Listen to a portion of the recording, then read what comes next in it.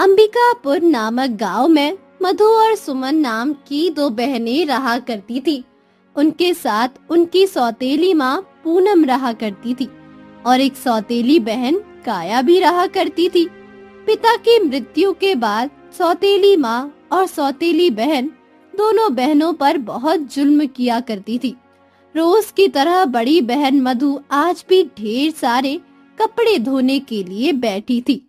तभी उसकी सौतेली माँ पूनम वहाँ पर आ गई। जल्दी जल्दी हाथ चला, अभी तो और ढेर सारे कपड़े बाकी है। ये ले, ये चादर और तकिए के खोल भी ला दिए हैं। माँ, मैंने इतने सारे कपड़े धोए हैं कि मेरा हाथ दर्द कर रहा है। आप अगर पूरा ना माने तो ये सारे कपड़े मैं कल धो लूं। सारे के सारे कपड़े अभी धो। खाना खाते समय तेरा मुंह नहीं दुखता? सारा दिन खाना खाती रहती है और कुछ काम नहीं करती। तभी वहाँ पर पीछे से छोटी बहन सुमन आ गई और ये सारी बातें सुनकर बोली, लेकिन माँ, दीदी और मैं तो बचा हुआ खाना ही खाते हैं, वो भी दिन में 1 या 2 बार। और दीदी तो सारा दिन काम करती रहती है। आ गई तू भी अपनी बड़ी बहन की साइड लेने। हाँ, तो मैंने उसे कब बोला है कि तू पूरा दिन काम कर? तुझे ही तो उसे पढ़ाने लिखाने का शौक है, उससे काम नहीं करवाती तो तेरे बदले का काम उसे तो करना ही पड़ेगा ना। अब ज्यादा मुंह मत चला और जाकर अपनी बहन की मदद कर। ऐसा कहकर पूनम गुस्से से वहाँ से चली जाती है। सुमन अपनी बहन से कहती है, दीदी आप उठ जाओ, बाकी के कपड़े मैं धो लेती हूँ। आप कितना काम करोगी दीदी? नहीं नहीं सुमन, मैं तो हूँ, तुझे काम करने की कोई जरूरत नहीं है। तू तो बस पढ़ाई लिखाई कर। तुझे तो पता है कि पिताजी हमेशा से यही चाहते थे कि हम दोनों बहुत पढ़े लिखे, लेकिन उनके जाने के बाद मैं तो नहीं पढ़ पाई, पर तुझे पढ़ाऊंगी। और काम का क्या है, काम तो मैं कर ही लेती हूँ। तू जा और पढ़। मधु ने जल्दी जल्दी सारे कपड़े धोए। वो बहुत थक चुकी थी। अब वो किचन में जाती है और कुछ खाने के लिए देखती है, लेकिन उसे कुछ नहीं मिलता। तब वो अपनी माँ से कहती है, माँ, मुझे बहुत भूख लगी है, खाने के लिए कुछ भी खाना नहीं है। क्या मैं अपने लिए थोड़ा सा पोहा बना लूं? तू कपड़े धोने में लेट हो गई तो एक भिखारिन आई थी, तो मैंने उसे बचा हुआ खाना दे दिया। कोई जरूरत नहीं है अपने लिए कुछ बनाने की। शाम तक भूखी रह, शाम को खाना बनेगा तो खा लेना।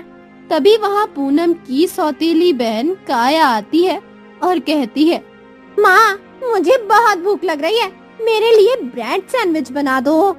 ठीक है बेटा, तू अपने कमरे में जा, मैं तेरे लिए ब्रेड सैंडविच बनवाती हूँ। हाँ। फिर वो मधु से कहती है, जल्दी से मेरी बेटी के लिए ब्रेड सैंडविच बना दे, और देख अपने लिए मत बना लेना, बस मेरी बेटी के लिए ही बनाना। ऐसा कहकर पूनम वहाँ से चली जाती है। बेचारी मधु काया के लिए ब्रेड सैंडविच बनाती है। जब मधु ब्रेड सैंडविच बना रही थी, तभी सुमन वहाँ पर आ जाती है और कहती है, अरे वाह दीदी, आप ब्रेड सैंडविच बना रहे हो। आपको तो पता है ना कि मुझे ब्रेड सैंडविच कितना पसंद है, और बहुत अच्छी खुशबू भी आ रही है, तो आप मुझे भी एक देना। सुमन, मैंने ये ब्रेड सैंडविच काया के लिए बना रही हूँ, पहले वो खा ले, फिर मैं तुझे भी माँ से पूछकर एक दे दूंगी। ठीक है दीदी, तो मैं इंतजार करती हूँ, आप काया को ब्रेड सैंडविच दे आओ। अब मधु ब्रेड सैंडविच लेकर काया के पास पहुँची और उसे देती हुई बाजू में बैठी अपनी माँ से बोली, माँ, आपको तो पता है कि सुमन को भी ब्रेड सैंडविच बहुत पसंद है। वो मुझसे मांग रही थी, तो क्या मैं उसे सिर्फ एक ब्रेड सैंडविच दे दूं इसमें से? बहुत भाव बढ़ गए हैं तुम दोनों के। हाँ, ब्रेड सैंडविच खाओगी, ब्रेड सैंडविच खाओगी तुम लोग। तुझे नहीं पता कि ये मैंने अपनी बेटी के लिए बनवाया है? माँ, मैंने तो पहले आपसे कहा था कि दिन ब दिन इन लोगों के भाव बढ़ते ही जा रहे हैं, इनसे और काम करवाइए ताकि ये अपनी औकात में रहे। हाँ। बेटी, तू सही कहती है। अब खड़ी खड़ी मेरा मुंह क्या देख रही है? जा यहाँ से और बाकी के काम खत्म कर। अपनी माँ की फटकार सुनकर बेचारी मधु वहाँ से चली जाती है और अपनी बहन के पास आकर कहती है, सुमन वो। अपनी बहन को देखकर सुमन सब कुछ समझ जाती है और कहती है, दीदी आपको क्या लगा, मुझे सचमुच ब्रेड सैंडविच खाना है? नहीं नहीं दीदी, मैं तो बस मजाक कर रही थी। सुमन, मैं तेरी छोटी सी भी इच्छा पूरी नहीं कर पाती, मुझे माफ कर दे मेरी बहन। दीदी आप चिंता मत करो, भगवान सब कुछ ठीक कर देंगे। अब रात होती है। मधु ने सभी के लिए खाना बनाया। सुमन को भी बहुत भूख लग रही थी। सभी लोगों को खाना खिलाने के बाद जब मधु खाना खाने बैठी तो सिर्फ थोड़ा सा ही खाना बचा था। ये देखकर मधु अपने मन में सोचने लगी, इतने से खाने में तो या सुमन का पेट भर सकता है या मेरा क्या है, मैं तो घर में ही रहती हूँ, उसे स्कूल भी जाना पड़ता है। ऐसा करती हूँ कि सारा खाना सुमन को ही खिला देती हूँ। फिर वो सुमन से बोली, सुमन, मैंने खाना बनाते समय 2 रोटी खा ली थी, तो मुझे भूख नहीं है। ऐसा कर कि तू ये खाना खा ले। अब सुमन खाना खा लेती है। ऐसे ही चल रहा था। मधु अक्सर अपने हिस्से का खाना झूठ बोलकर सुमन को खिला देती थी और खुद भूखी रहती थी। एक दिन की बात है, पूनम ने मधु को बहुत सारे कपड़े धोने के लिए देते हुए कहा, मधु ये ले, सारे कपड़े तुझे धोकर लाने हैं। आज नल नहीं आया था तो पानी कम है, इसलिए तू ऐसा कर कि नदी पर चली जा और सारे कपड़े धोकर ले आ। और हाँ, साफ कपड़े धोना, एक भी गंदे मत छोड़ना, वरना याद रखना दोबारा तुझसे ही धुलवाऊंगी। और हाँ, अपनी बहन को भी साथ लेते जा, पड़ी पड़ी आराम का खाती रहती है, कम से कम तेरी थोड़ी बहुत मदद तो कर देगी। ऐसा मत कहो माँ, वो स्कूल गई है, मैं सारे कपड़े खुद ही धो लूंगी, आप चिंता मत करो। मधु ने कपड़ों का गट्ठा बनाया और अपने सिर पर रखकर पास ही की नदी में जाकर कपड़े धोने लगी। मधु कपड़े धोती जा रही थी और रोती जा रही थी। लगातार ना खाना खाने की वजह से मधु बहुत कमजोर हो गई थी। उसका ध्यान हट गया और उसका पैर नदी में फिसल गया और वो नदी में डूबकर मर गई। मरते ही मधु चुड़ैल बन गई और रोते हुए अपने आप से बोली, मेरी सौतेली माँ और मेरी सौतेली बहन ने मुझे चैन से जीने नहीं दिया और आखिर मैं मरकर चुड़ैल बन गई और बेचारी मेरी बहन अकेली रह गई। लेकिन इन लोगों को मैं ऐसे नहीं छोड़ूंगी, मैं उनकी गलती की सजा उन्हें जरूर दूंगी। फिर चुड़ैल अदृश्य होकर अपने घर पहुंचती है तो देखती है कि उसकी सौतेली माँ सुमन पर गुस्सा हो रही थी और कह रही थी, तेरी बहन ने कितनी देर लगा दी, अभी तक घर वापस नहीं आई। उसे शाम के खाने की कोई चिंता है कि नहीं? और तू खड़ी खड़ी मेरा मुंह क्या देख रही है? अगर वो करमजली वापस नहीं आई तो तू ही किचन में जाकर खाना बना ले। माँ, आप तो जानती है कि दीदी ने मुझे कभी काम नहीं करने दिया, मुझे खाना बनाना नहीं आता।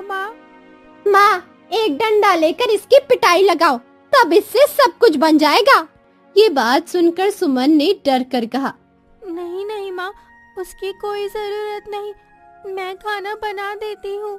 अब सुमन किचन में जाती है और रोती हुई कहती है, दीदी कहाँ चली गई आप मुझे अकेला छोड़कर? अब तक क्यों नहीं आई? अब मैं क्या करूँ? मधु ये सब कुछ सुन रही थी। उसकी आंखों में आंसू आ गए। अब मधु अपनी बहन के सामने प्रकट हो जाती है।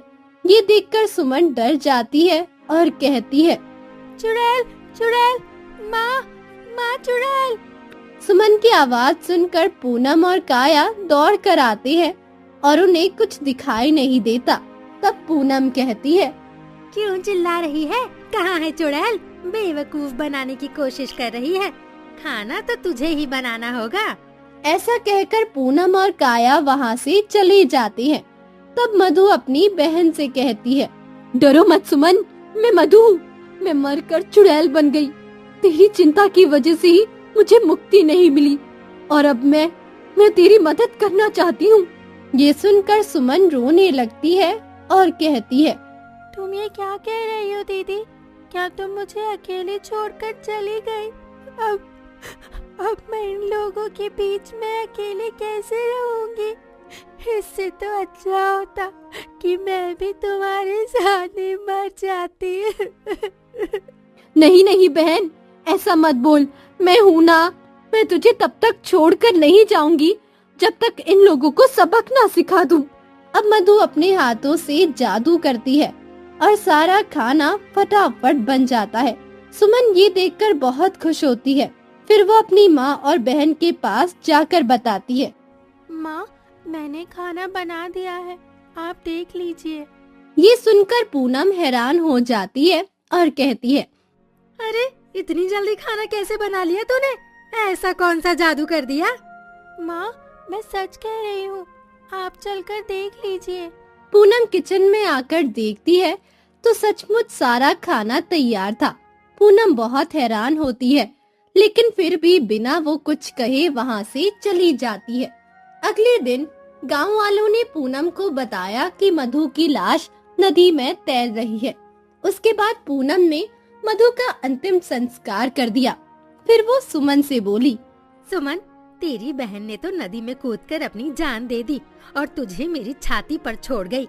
अब तू भी उसी की तरह बैठे बैठे हराम का खाएगी या कुछ काम भी करेगी?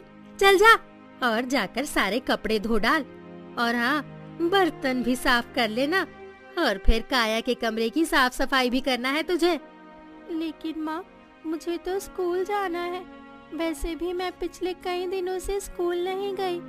अगर मैं आज भी स्कूल नहीं गई तो मेरी टीचर मुझे स्कूल से निकाल देंगी। अरे भाड़ में गई तेरी पढ़ाई, कोई जरूरत नहीं आगे पढ़ने की। चल काम में लग जा, वरना अभी तेरे हाथ पैर ढीले कर दूंगी मार मार कर। सुमन रोने लगती है और कपड़े निकाल कर कपड़े धोना शुरू करती है।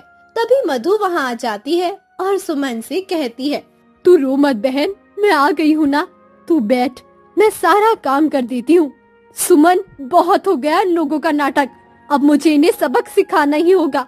अब मधु अपने हाथों से जादू करती जाती है और सारे बर्तन, कपड़े, साफ सफाई सब कुछ होता जाता है। ये देखकर सुमन बहुत खुश होती है।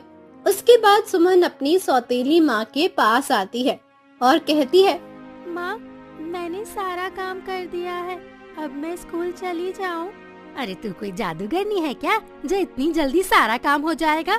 चल तो जरा देखो तो सही कि तूने क्या कर दिया है और क्या नहीं। पूनम आकर देखती है तो सचमुच सारा काम खत्म हो चुका होता है। पूनम ये देखकर हैरान रह जाती है। फिर सुमन कहती है, मैं अपने स्कूल जाऊँ? मुझे देर हो रही है। हाँ हाँ, तू जा। सुमन स्कूल चली जाती है। अब पूनम इतनी देर में वहाँ पर आ जाती है। पूनम को खोया खोया देखकर काया कहती है, क्या हुआ माँ, तुम इस तरह सदमे में क्यों खड़ी हो और तुमने इसे स्कूल क्यों जाने दिया? काया, कुछ तो गड़बड़ है। इस लड़की ने चुटकी बजाते ही सारा काम कैसे कर दिया? ये किसी भी साधारण इंसान के लिए संभव नहीं है। समझ भी नहीं आ रहा है कि आखिर ये हो क्या रहा है। हाँ माँ, बात तो तुम सही कह रही हो। शाम हो जाती है और सुमन स्कूल से घर आ जाती है। पूनम सुमन से कहती है, आ गई स्कूल से? चल जल्दी जा और मेरे और काया के लिए एक कप चाय बना कर ला। ठीक है माँ, मैं अभी ला देती हूँ। सुमन किचन में जाती है और चाय बनाने लगती है। तभी मधु वहाँ पर आ जाती है और कहती है, सुमन, बहुत हो गया इन लोगों का नाटक, अब मुझे इन्हें सबक सिखाना ही होगा। हाँ दीदी, मैं भी यही चाहती हूँ कि इन्हें सबक सिखाया जाए, लेकिन कैसे? तू चिंता मत कर सुमन, तू तो बस चाय बना, एक कप माँ के लिए और एक कप काया के लिए। तू देख कि अब मैं क्या करती हूँ। सुमन ने 2 कप चाय बनाई और छानकर अपनी माँ और काया को दे दिया। दोनों ने चाय ली। जैसे ही उन्होंने चाय को देखा तो चाय में खून ही खून था। दोनों ने चाय फेंक दी। तब पूनम बोली, ये खून कहाँ से आया? मुझे कुछ नहीं पता माँ, सच में मैं कुछ नहीं जानती। माँ, जरूर इसने कुछ किया होगा। हाँ बेटा, तो सच कह रही है। रुक, मैं इसे अभी सबक सिखाती हूँ। पूनम किचन में गई और बेलना लेकर आई और जैसे ही सुमन को मारने के लिए बेलन उठाया तो मधु ने अपने हाथों से जादू किया और बेलन से वो काया को मारने लगी। काया चिल्लाई और बोली, माँ, अरे माँ, तुम ये क्या कर रही हो? तुम मुझे क्यों मार रही हो? आ, आ, तुम्हें तो सुमन को मारना चाहिए ना माँ। रुक जाओ माँ, मुझे लग रही है। अरे पता नहीं अपने आप मेरे हाथ तुझे क्यों मार रहे हैं। अरे मैं तो इसे मारना चाह रही थी। मेरे हाथ रुक ही नहीं रहे। दूसरी तरफ सुमन ये देखकर बहुत खुश होती है और अपनी बहन से कहती है, बस करो दीदी, आज के लिए इतना काफी था। अब मधु जादू से बेलन को रोक देती है। दोनों माँ बेटी बहुत थक जाती है और साथ ही डर भी जाती है। अब सुमन कहती है, माँ, मैं अपने कमरे में जाकर आराम करूं? मैं बहुत थक गई हूँ। ठीक है, तू जा, अपनी मनहूस सूरत मेरे पास से ले जा। सुमन अपने कमरे में चली जाती है। तब काया अपनी माँ से कहती है, माँ, मुझे कुछ समझ नहीं आ रहा है कि आखिर हो क्या रहा है। पहले तो चुटकियों में काम हो जाना, फिर आज का हादसा। जरूर इसे कोई ना कोई जादू आता है और ये हम पर जादू कर रही है माँ। हाँ बेटा, मैं भी यही सोच रही थी कि हम कल ही तांत्रिक बाबा के पास चलेंगे और पूछ कर आएंगे कि आखिर बात क्या है। अब शाम हो जाती है और सुमन खाना बनाने के लिए किचन में जाती है। तभी उसकी माँ वहाँ आती है और कहती है, अरे ओ सुमन की बच्ची, जल्दी जल्दी खाना बना। और सुन, आज काया का कुछ अच्छे खाने का मन कर रहा है, तो ऐसा कर कि पूरियाँ बना ले और थोड़ा सूजी का हलवा भी बनाना, साथ में छोले आलू की सब्जी बनाना। और हाँ, कुछ भी बिगड़ना नहीं चाहिए। जल्दी जल्दी बनाकर खाना लगा दे, हम दोनों को भूख लग रही है। और सुन, तू मत खा लेना पूरी और हलवा, तू अपने लिए थोड़ी दाल बना लेना, बस वही खाना। कान खोल कर सुन ले, अगर मेरे पीछे खाने की कोशिश की तो मुझसे बुरा कोई नहीं होगा। ठीक है माँ, जैसा आप कहो। पूनम के जाने के बाद मधु वहाँ प्रकट होती है। उसे देखकर सुमन कहती है, अच्छा हुआ दीदी कि आप आ गई। आपने सुना, माँ ने कहा कि हलवा और पूरी बनाना, लेकिन अपने लिए दाल बना लेना। आपको तो पता है ना कि मुझे हलवा और पूरी कितनी पसंद है, लेकिन माँ मुझे खाने ही नहीं देती।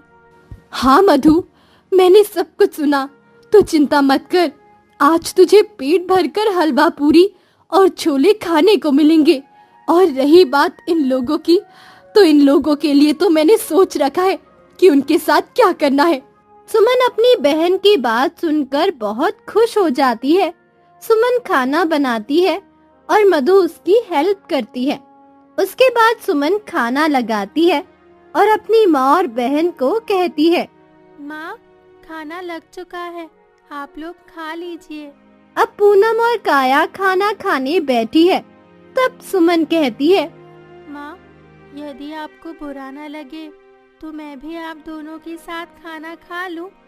मेरा भी अच्छा खाना खाने को मन कर रहा है और मुझे बहुत भूख भी लग रही है। बहुत दिनों से मैंने कुछ अच्छा खाया ही नहीं। कोई जरूरत नहीं है तुझे मेरे साथ बैठकर खाना खाने की। तेरी बहन तो मर गई और तुझे मेरे सर पर छोड़ गई। तुझे खाना पानी मिल रहा है, रहने के लिए घर मिल रहा है, यही काफी समझ, और हमारी बराबरी करने की कोशिश मत कर। क्या इस नीच के मुंह लग रही हो माँ? चलो चलकर खाना खाते हैं। जैसे ही वो लोग खाना खाने के लिए पहला निवाला उठाते हैं तो उनके खाने में उन्हें बहुत सारे कीड़े और कॉकरोच दिखाई देते हैं। ये देखकर काया और पूनम दोनों ने अपना खाना छोड़ दिया। वो डरकर उठ खड़ी हुई और बोली, ये क्या? ये खाने में कीड़े कैसे आए? मधु ये सब खड़ी देख रही थी। उसके बाद मधु ने अपनी बहन को इशारा किया तो सुमन बोली, कीड़े? नहीं तो माँ, कहाँ है खाने में कीड़े? मुझे तो कहीं कीड़े दिखाई नहीं दे रहे हैं। जरूर आप दोनों को कोई गलतफहमी हुई है, आप फिर से देखिए। अब काया और पूनम ने खाने को फिर से देखा तो उनके खाने में कोई कीड़ा नहीं था। वो दोनों फिर से खाना खाने बैठ गई। लेकिन जैसे ही उन दोनों ने पहला निवाला उठाया, उन्हें फिर खाने में कीड़े दिखाई दिए और उन्होंने खाना छोड़ दिया और उठ खड़ी हुई। फिर पूनम बोली, ये आखिर हो क्या रहा है? अरे क्या तुझे खाने में कोई कीड़े दिखाई नहीं दे रहे? आप कैसी बातें करती हो माँ? खाने में भला कीड़े कहाँ से आएंगे? अच्छा, अगर खाने में कीड़े नहीं है तो तू खाना खाकर दिखाना। ठीक है, अगर तुम कह रही हो तो मैं तुम्हें खाना खाकर दिखाती हूँ। अब सुमन खाने पर बैठी है और पेट भरकर हलवा, पूरी, छोले सब खाती है। मधु ये देख देख कर बहुत खुश हो रही थी। सुमन के पेट भरने के बाद सुमन कहती है, माँ, आपका बहुत शुक्रिया। आपने मुझे इतना स्वादिष्ट खाना खिलाया। खाना सचमुच बहुत अच्छा था। आप लोगों को लगे तो आप भी खा लेना। अभी तो मैं आराम करने जा रही हूँ क्योंकि मैंने बहुत ज्यादा खाना खा लिया है। उसके बाद मैं खाना उठाकर भी रख दूंगी। तब तक आप लोग खाना खा लेना। सुमन अपने कमरे में चली जाती है। तब काया अपनी माँ से कहती है, देखा माँ, सुमन ने सारा खाना खा लिया। ये थोड़ा बहुत बचा है। चलो ना माँ, हम इसे खा लेते हैं, वरना आज हमें भूखा ही रहना पड़ेगा। तो ठीक कह रही है बेटा, चल हम खाना खा लेते हैं। फिर जैसे ही वे दोनों खाना खाने बैठती हैं, तो मधु के इशारे पर फिर से खाने में कीड़े दिखाई देते हैं। अब ये दोनों खाना छोड़ देती है और डरकर अपने अपने कमरे में भाग जाती है। दूसरी तरफ मधु सुमन के पास जाती है और कहती है, देखा सुमन, आज मैंने इन लोगों को अच्छा सबक सिखाया ना। चल कर देखते हैं कि वो लोग क्या बातें कर रही हैं। बेटा, मुझे तो दाल में कुछ काला लगता है। जरूर ही सुमन ने कोई जादू सीख लिया है। अब इससे पीछा छुड़ाना जरूरी हो गया है। हमें इसका कुछ न कुछ तो इंतजाम करना ही होगा। और रही बात भूत प्रेत की, तो कल ही हम तांत्रिक बाबा के पास जाकर अपने घर को बंधवा लेंगे। फिर हमारी जिंदगी में सब कुछ ठीक हो जाएगा। हाँ माँ, आप बिल्कुल सही कह रही हो। ऐसा करते हैं कि उसका गला घोंटकर उसे मार देते हैं और उसे भी पानी में बहा देंगे। हाँ।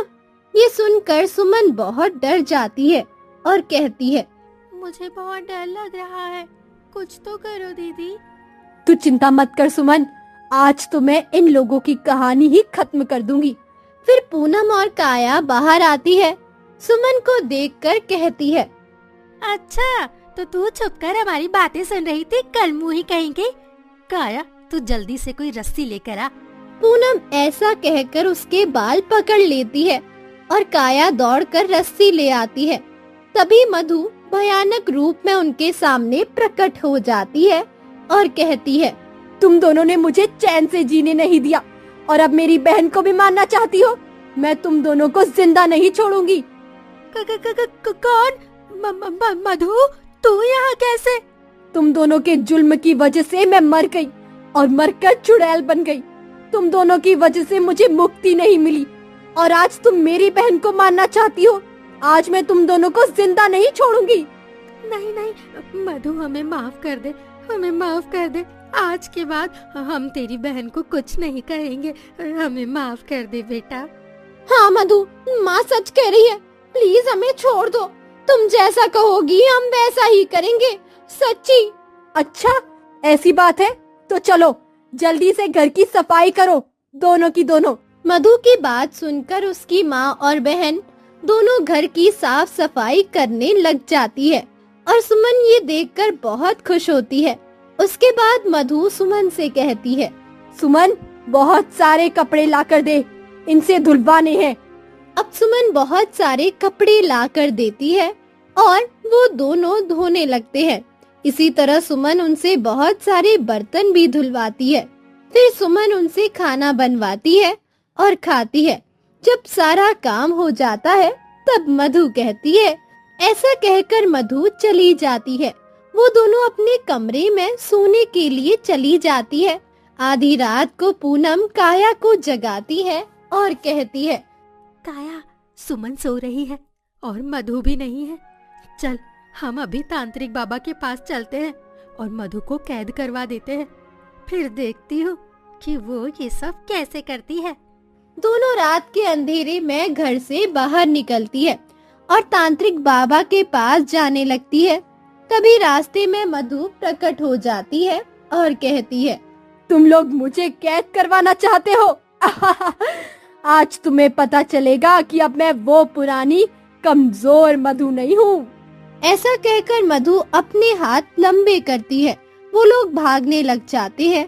फिर मधु उनके सामने प्रकट होती है और अचानक से बड़ी होने लग जाती है।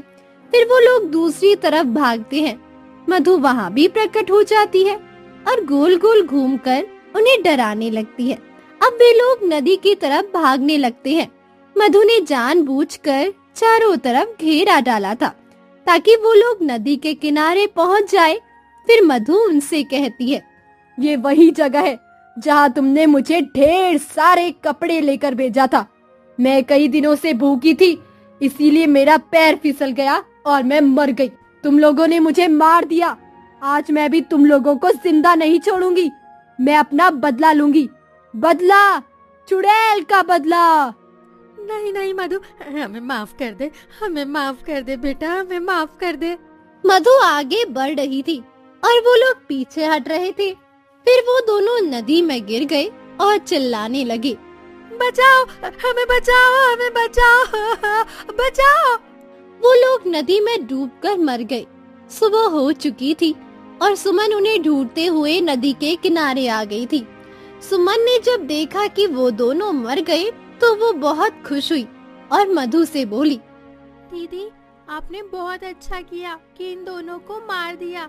अब हम दोनों साथ मिलकर रहेंगे और कभी अलग नहीं होंगे। चलो दीदी, हम घर चलते हैं। सुमन की बात सुनकर मधु उदास होते हुए बोली, नहीं सुमन, अब मैं तेरे साथ नहीं रह सकती। मैं तेरे साथ इसीलिए थी क्योंकि मुझे तेरी चिंता थी, इसीलिए मुझे मुक्ति नहीं मिल रही थी। अब मुझे तेरी कोई चिंता नहीं है। अब तू अच्छे से रहना, खुश रहना। मेरा आशीर्वाद हमेशा तेरे पास है। मुझे माँ और पिताजी दोनों बुला रहे हैं सुमन। अब मुझे जाना होगा मेरी बहन। अच्छा, अब मैं चलती हूँ, अपना ख्याल रखना। ऐसा कहकर मधु अंतर ध्यान हो जाती है और सुमन अपनी बहन के दुख में रोते हुए घर आ जाती है।